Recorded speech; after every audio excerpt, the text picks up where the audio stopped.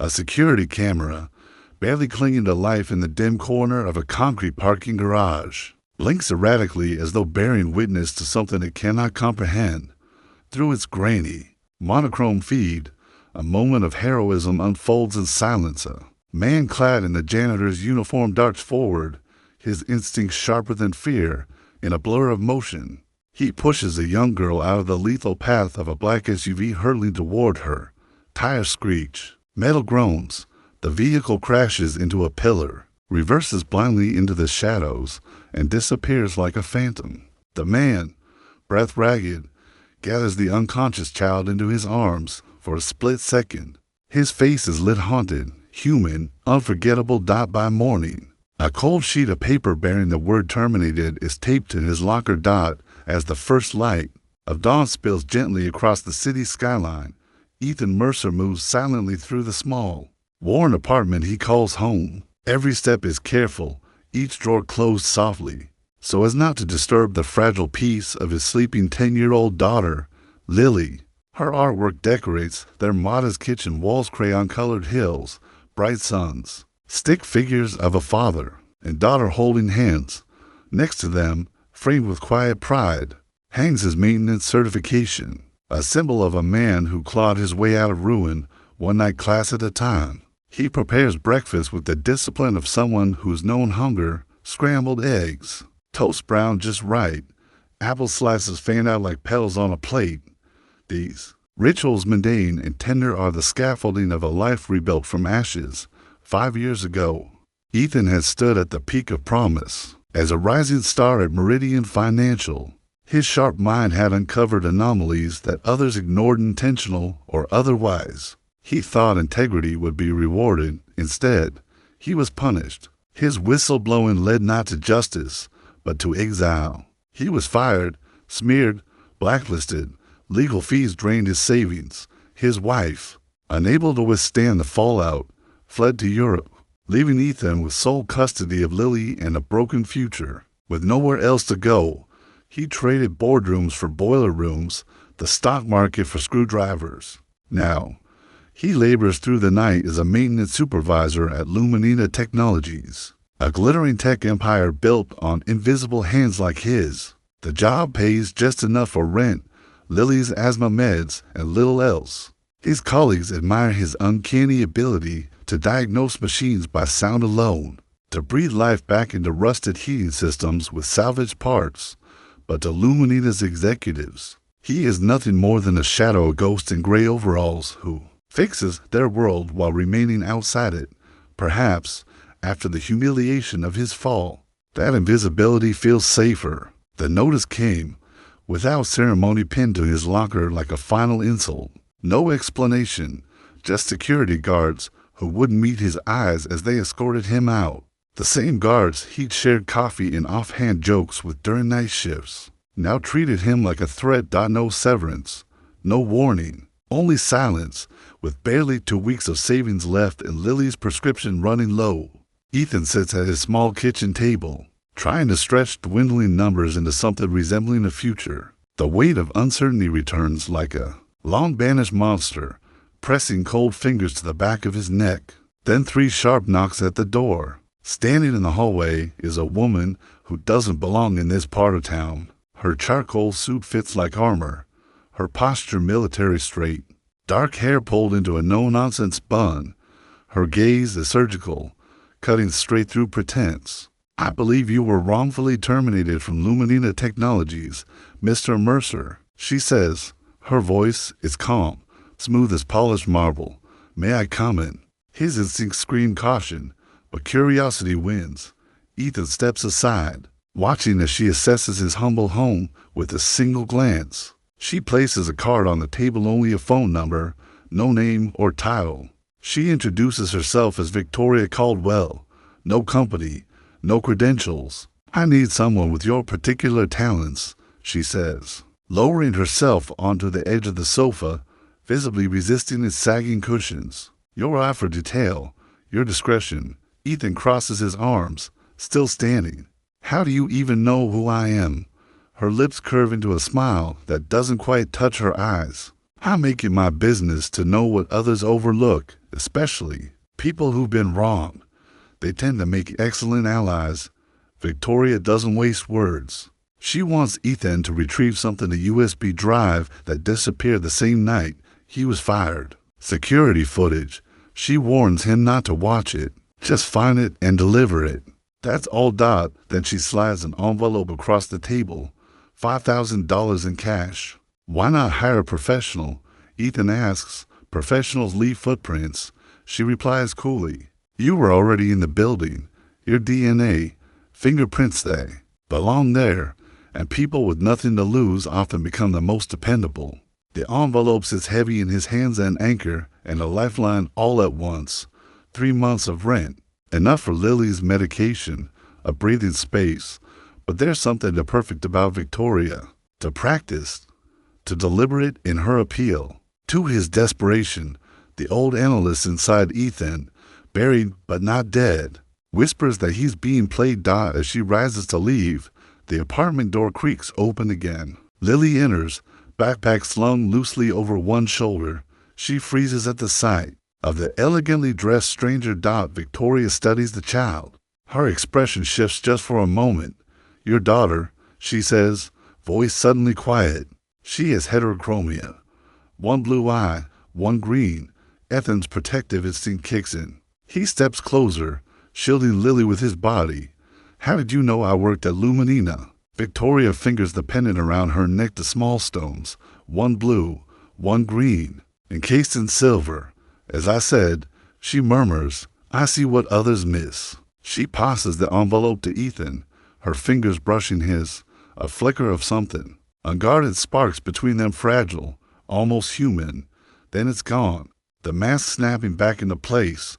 After she's gone, Ethan opens the envelope fully. Tucked between the bills is a press badge. Access to a charity gala at Luminina scheduled in 3 days. The badge is expertly crafted, embedded chips, holographic seals. Whoever Victoria is, she's not playing a small game. That night, Ethan dreams of falling, of reaching toward something just out of reach. He wakes to Lily's labored breaths at his bedside. Her small hands clutch her inhaler like a lifeline. As he steadies her, helping her breathe. The decision crystallizes. He'll do it. For her, even if it means stepping back into the shadows that once consumed him. Even if it means dancing with demons. Because for Lily, Ethan would walk through fire into the very heart of Luminina's cold corridors and beyond. At this time, he'd go in with his eyes wide open. Beneath the dazzling sprawl of Luminina Technologies' glass and steel atrium, a symphony of glittering lights, camera flashes, and murmured accolades fills the air. The corporate gala is a spectacle of opulence, its attendees draped in polished suits and designer gowns, sipping champagne beneath towering screens that loop images of innovation, philanthropy, and the smiling faces of the company's elite. In the midst of it all moves Ethan Mercer, an imposter cloaked in a borrowed suit, his press badge swinging lightly on his chest like a shield made of lies. His discomfort is palpable. Around him, photographers swirl like vultures drawn to glamour and influence. Executives beam beside oversized checks for local charities, while the walls glow with portraits of Luminina's leadership. And then his world tilts. There, staring out from one of the high-resolution displays, is the face of Alexander Reynolds. The breath catches in Ethan's throat, that face so familiar, yet now cloaked in the identity of power and prestige. Alexander Reynolds, Luminina's illustrious CEO, celebrated on magazine covers, praised for doubling the company's worth in just 18 months. But Ethan knows her by another name, Victoria Caldwell, the mysterious woman who had come to his door with veiled threats, half-truths, and a mission cloaked in shadows. A rush of adrenaline surges through him. The betrayal is staggering. He'd been played by one of the most powerful women in the tech world. And the question that hangs in the air, heavy and toxic, is why? But he has no time to unpack the shock. Near the security desk, a low murmur draws his attention. Marcus Green, a guard whispers. Found in his car this morning. Gunshot wound. Looks like suicide. Marcus Green, head of security, The same man who managed the surveillance system in the company's parking garage, the very system that captured the mysterious SUV incident. A chill runs through Ethan. It's no longer coincidence. It's a pattern. Without hesitation, he slips away into the shadows he knows intimately, the hidden service corridors that once made him invisible. He navigates through them with quiet urgency until he finds the security office, empty and humming with the soft buzz of machines. On the monitors, archived footage plays like clockwork until it doesn't. A clean 20-minute gap glares back at him, the exact window of time before his abrupt firing. Digging through Marcus Green's desk, Ethan uncovers a note hastily scribbled on a torn page. Reynolds Garage, Level 3. 11:40 to p.m. taped underneath the drawer, a small unmarked key. The calendar nearby marks a meeting with Alexandra Reynolds. For the morning after the incident, a meeting that never occurred. Trembling fingers sift through the drawer again. A half-used bottle of anxiety medication. A man consumed by secrets. Fear. Possibly murdered for what he knew. As Ethan turns to leave, he collides with James Westbrook, Luminina CFO, tall, sharply tailored, with the still, dangerous grace of a predator. Westbrook studies Ethan with the narrowed eyes of suspicion. "You don't look like our usual press," he says coldly. "Who did you say you're with?" Before Ethan can lie, chaos erupts. Sirens pierce the ambient music. An automated voice cuts through the room. Security breach detected. Guards begin swarming the crowd, checking IDs. Then he sees her. Alexandra Reynolds, immaculate in a sleek black gown, has arrived. But it's not her alone. By her side is a young girl no more than 9 with a slight limp and a bandaged arm. And eyes, one blue, one green. Ethan's breath stills in his chest. The girl sees him and freezes. Recognition blooms in her features, and in that brief, electric moment, time seems to stall. She knows him. Westbrook doesn't wait. He points. "That man doesn't belong here." Security closes in. Alexandra's eyes lock with Ethan's across the room. Her face, usually unreadable, flickers momentarily unguarded before she turns away. Saying nothing as guards wrestle Ethan to the marble floor. The interrogation room reeks of bleach and desperation.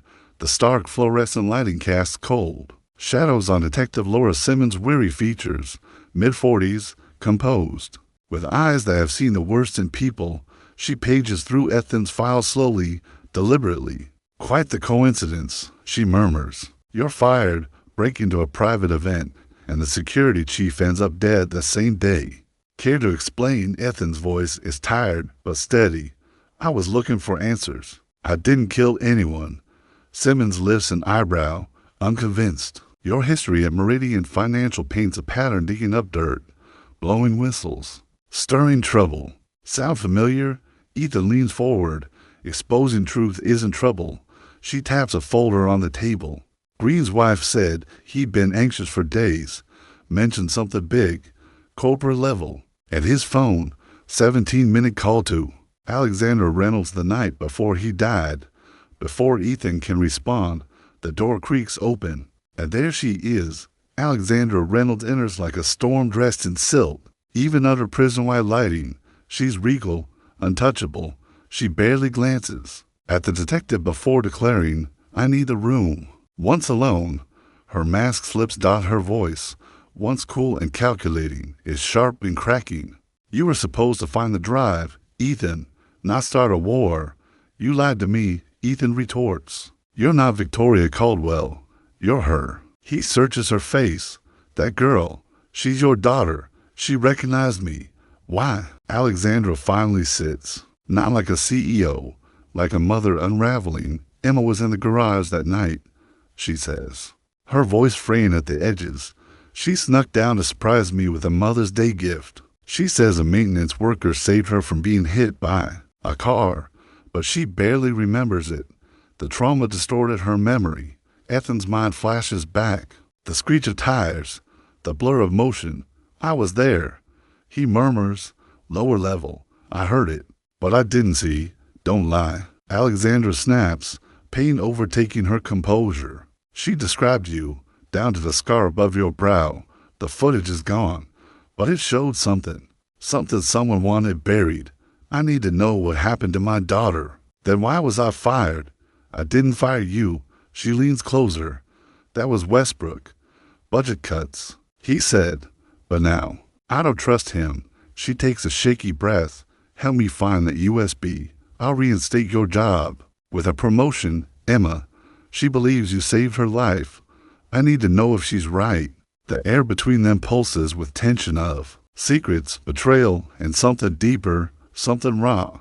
Her hand reaches toward his for a fleeting second, and when their skin touches, something ignites. But the moment is brief. Alexandra straightens, sealing herself back inside her fortress of power. My driver will take you home.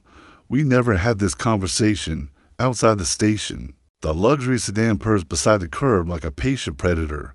Westbrook waits. He opens the door with a single command. Get in, inside. The scent of expensive leather and understated cologne fills the air. Ethan buckles in, heart pounding. Westbrook wastes no time. You were seen entering the garage that night. The footage of the actual incident? Erased. Green made it disappear, but I think you have a copy. His voice is calm, but his gaze is ruthless. I know your type. Mercer. Idealist. Analyst turned whistleblower. Always looking for truth like it's some kind of salvation. He leans closer. Be careful what you dig up. Some truths bury you first. As the city lights blur outside the tinted windows, Ethan realizes he stands at the threshold of a war far larger than he'd imagined one, where justice and betrayal blur like headlights on rain-slicked glass, and somewhere in the center of it all is a little girl who may owe him her life, and a woman who's as dangerous as she is broken. Whatever happens next, Ethan knows one thing. He won't go back to being invisible. Not this time. You're always looking for leverage, James Westbrook said with the icy confidence of a man used to power bending in his favor. So what do you want for the drive? A payday? Your job back? Ethan Mercer sat still, his silence an answer more honest than words. It wasn't leverage he sought, it was clarity, redemption, truth. But Westbrook's assumption painted him as a blackmailer, and then came the offer, $250,000. Not a promotion, not gratitude, just money to disappear and silence the past. $250,000 for the drive. And your silence, far more than anything Alexandra had offered. Westbrook's voice took a practiced softness, the tone of a man who knew how to manipulate empathy. I'm trying to protect Alexandra, he claimed. She's been barely holding it together since William died. Emma's all she has. If the board finds out about the accident, they'll use it to destroy her. That name William Reynolds landed like a stone in Ethan's gut. Westbrook explained further. Alexandra's husband, William, died 18 months ago. A tragic accident at their lake house. Officially, a slip off the dock after one too many drinks. But his death had left Alexandra with the weight of a kingdom not built for her hands. The company was his legacy, Westbrook went on, voice low. She wasn't meant to lead, not long-term. The board only tolerates her out of respect for his memory. But that respect is wearing thin. As the city passed by outside, its streaks of steel and neon through the car's tinted windows, Ethan noticed something else. Westbrook's knuckles had turned ghost white around the steering wheel. His carefully curated concern was cracking, revealing an edge, a tremor in his voice. Not compassion, but control. Westbrook left him with a burner phone and a choice cloaked as a threat. You have 48 hours. Take the money or take the fall, your conscience or your life. And then he was gone, just taillights, retreating like dying embers in the urban dark dot. Later that night, Ethan used Marcus Green's key, the last relic of a dead man's fear, to open a locker at the train station. Inside, an envelope sealed tightly, as if trying to contain the truth itself. Newspaper clippings fell into his lap. One headline screamed, William Reynolds dies in tragic accident. A doc, a blood alcohol level over the legal limit. A grieving wife calling emergency services. A coroner's report with no foul play. Official, airtight. But then Green's note. Same vehicle, same driver. Not coincidence. Paperclip beside it. A surveillance still. Blurry, but unmistakable. A black SUV with a dented front corner. The vehicle that nearly killed Emma in the garage was the same one William had supposedly driven into death. What did Green see that the rest missed or ignored? A knock at the door pulled Ethan from the fog of unraveling truths. There stood Alexandra, stripped of power and polished jeans, a blouse, no heels, no gloss, just a mother, trembling at the threshold, clutching the small hand of her daughter. Emma. The little girl stared at Ethan with a solemnity too deep for her age. "You're the man who pushed me," she said softly, "the one who fixed the flickering lights." Her mismatched eyes, one sea glass green, the other a stormy blue, held his gaze like anchors. As Emma settled in the living room to draw, Alexandra sat across from Ethan, exhaustion etched into every line of her face. "William's death destroyed everything," she whispered. "He built Luminina, and then, just like that, it was mine. His legacy, his empire, and a daughter to raise on my own. Some days I feel like I'm suffocating under it all." Ethan, too, knew the weight of surviving when you're expected to lead. His heart softened, his anger complicated. He noticed her glance at the inhaler on Lily's end table. "Emma's the same," she said gently. "Asthma. Some nights I stay awake just to make sure she's still breathing." He nodded. "Being broken doesn't make you weak," he murmured. "It makes you real." Their hands touched, just barely, but neither pulled away. What began as friction between a CEO and her discarded employee had shifted to fractured souls, finding kinship in their mutual unraveling. Their first kiss wasn't grand. It was tentative, fragile, weighted with grief and what-ifs. But it meant something. Then Emma's voice cut through the moment. "I remember." Her drawing showed a black car, dented on one side, parked in the garage. "It almost hit me. Mr. Westbrook was driving. He didn't see me because he was yelling on the phone." Alexander stiffened. "No, Westbrook drives a silver sedan." "Not that night," Emma said firmly. "It was black, with a star on the front." Alexandra paled. "William's Mercedes," she breathed. "Westbrook borrowed it the week before the gala. Said his car was in the shop." The realization cracked through the room like thunder. The car that almost hit Emma, the same one that killed William. Westbrook had been behind the wheel for both, before the shock could settle. Ethan's burner phone vibrated, buzzing like a hornet in the silence. Westbrook's voice slithered through the line. "I see Alexander's gotten personal with you. Interesting choice. Tell me, does she know you were only fired because she ordered it? After she saw the video? After she had Green deleted?" Ethan looked to Alexandra. Her silence confirmed everything. "I have the USB, Westbrook continued. "Meet me at the Reynolds Lake House tomorrow night. Come alone. Both of you." The line went dead. That night, Emma slept curled on the couch beneath a blanket dotted with stars. Ethan turned to Alexandra, betrayal burning in his chest. "You saw the footage. You knew. You fired me to cover it up." "Why?" Her eyes welled with unshed tears. "Yes, it showed you saving her, but it also showed something I couldn't let anyone else see, not even you." "What was it?" She couldn't say. "Not yet." Her walls came crashing back up, the CEO persona tightening like armor around her trembling core. But Ethan saw the damage, the cost. Hiding that footage hadn't just buried evidence. It had buried a part of her. The next night, the Reynolds Lake House stood like a glass and steel monolith against a storm-thrashed lake. Wind whipped across the shoreline, and lightning sliced the sky with feral fury. Alexandra and Ethan arrived separately, but walked into the storm together. Inside, James Westbrook waited. He stood by a sleek dining table, laptop glowing like an altar of truth. Beside it, the USB, small, black, and deadly. "Welcome to where it all began," he said, gesturing around the sterile, modern living space.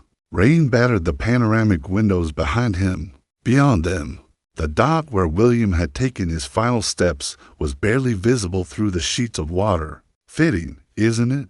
Westbrook smiled, predatory, We end it here. Alexander's shoulders squared. Ethan's jaw said, "No more lies, no more secrets." Whatever was on that drive, it had cost a man his life, nearly taken a child's, and shattered trust between people already wounded by the world. But here, in this storm of nature, of memory, of consequence, they would finally face the truth together. What happened to William was an accident, Alexander whispers, as though repeating a lie often enough might render it true. He was drunk. He fell from the dock. Westbrook's voice cuts through the quiet like a scalpel. Is that what you tell yourself? With a tap of his finger, the screen flickers to life. Surveillance footage plays grainy yet damning. The lake house dock shimmers under moonlight. William Reynolds and Alexandra are caught mid-argument. Their voices silent in the video, but their fury unmistakable in gestures and posture. William reels backward, stumbling. Then he falls. For a heartbeat, Alexandra just stands there, frozen, a breath along. "You had the lake house under surveillance?" Alexandra asks, her voice shaking as the horror creeps in. "William did," Westbrook replies smoothly. "He suspected you were unfaithful. I merely inherited the footage." He fast-forwards to the moment she finally dives into the water, her limbs frantic, trying to pull her husband from the lake's cold embrace. But she is too late. The tape loops again and again. William falling, Alexandra hesitating. Her face anguish, fear, paralysis, not that of a murderer, but of someone caught in a moment too enormous to comprehend. "You see," Westbrook says, voice serpentine, "those precious seconds. The board would love to watch this." But Ethan doesn't just see. He observes the timestamp, the angle of light, a shift in shadows. "This video's been edited," he murmurs. "There's a jump cut." Westbrook's smile is thin and cruel. "That's what makes you dangerous." He plays a second clip, this one from Luminina's garage. The black Mercedes barrels forward. A little girl Emma stumbles into it. Past Ethan's figure lunges, pulling her to safety as the car crashes, then screeches backward in panic. The driver, clear as day, is Westbrook, his face pale, distracted by a phone call. "You were driving William's car," Alexandra says, voice hollow. "That night, just like at the lake house." Westbrook's mask finally slips. William found the fund. He confesses, "My investment pool, using company assets. He confronted me at the lake house before you arrived." He was going to expose everything. The air grows leaden with revelation. "He was going to ruin me," Westbrook continues, voice now devoid of remorse. "We fought.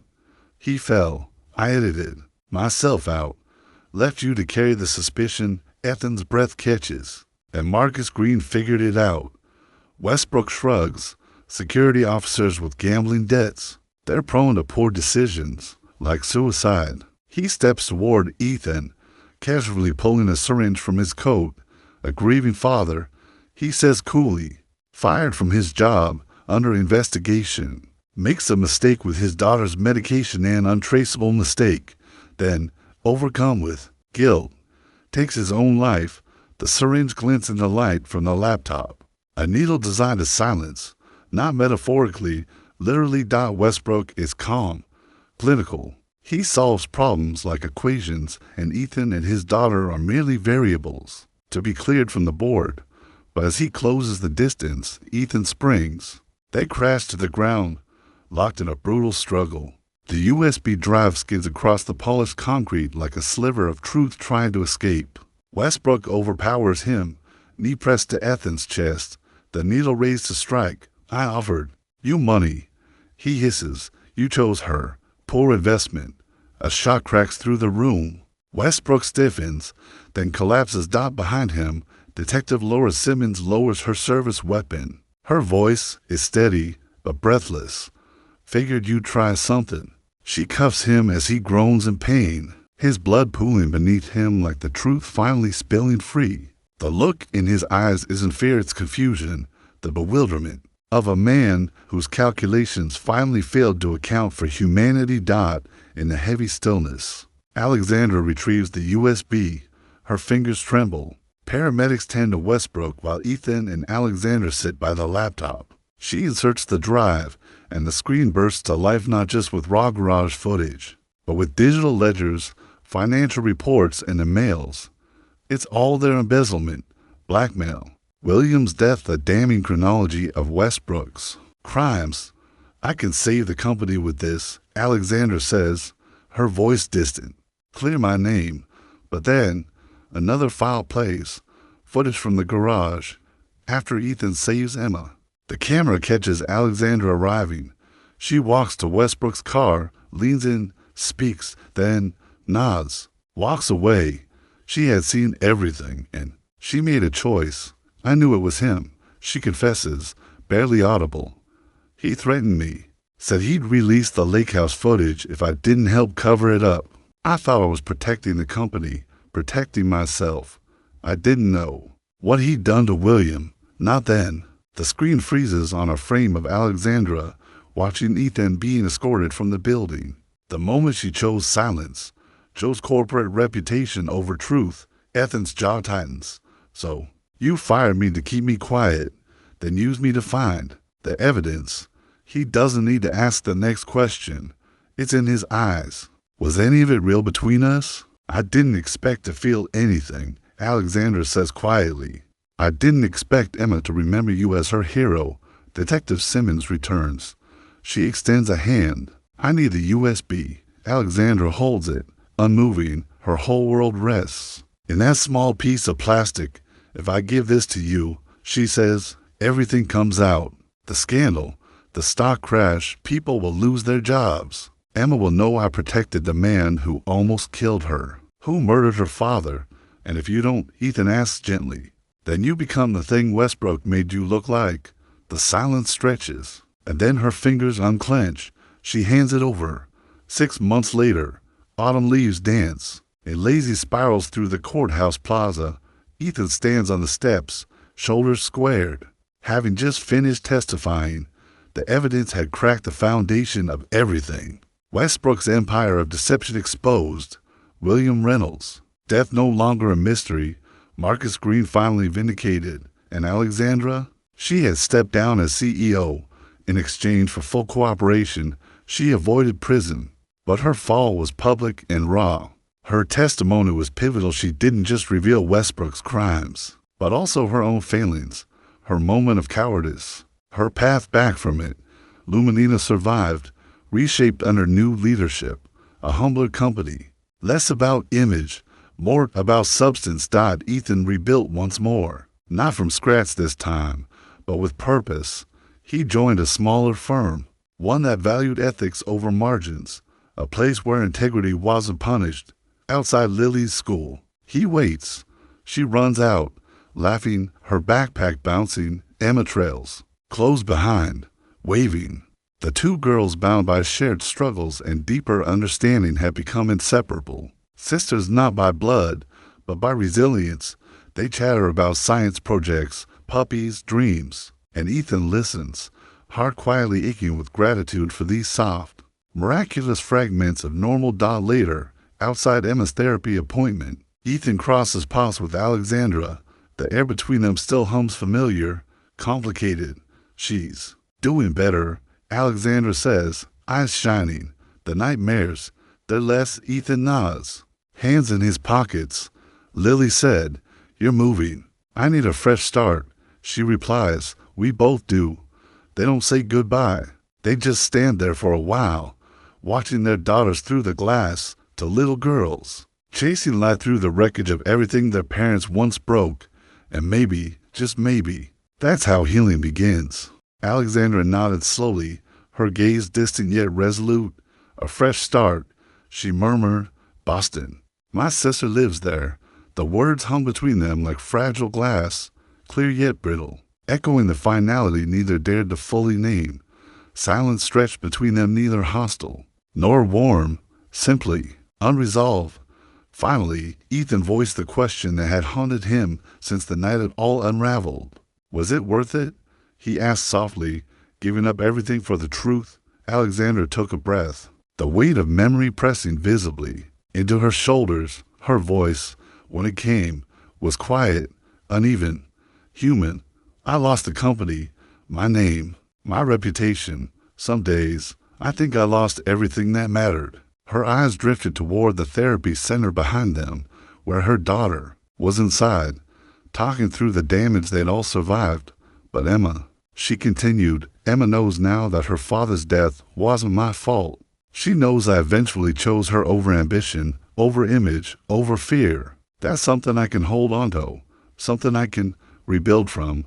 A pause, then, as if surrendering, a part of her soul. She reached into her purse and pulled out the pendant, the very one she had worn the day there. Paths first crossed. 2 stones, one a piercing green, the other a stormy blue. Emma's eyes mirrored in glass. She wants you to have it, Alexander said, extending it gently. It was William's gift to her. She says it belongs with the man who saved her life. There. Fingers brushed as the pendant passed from her hand to his, and in that fleeting contact, an entire lifetime of what if surged between them. Ethan looked at her.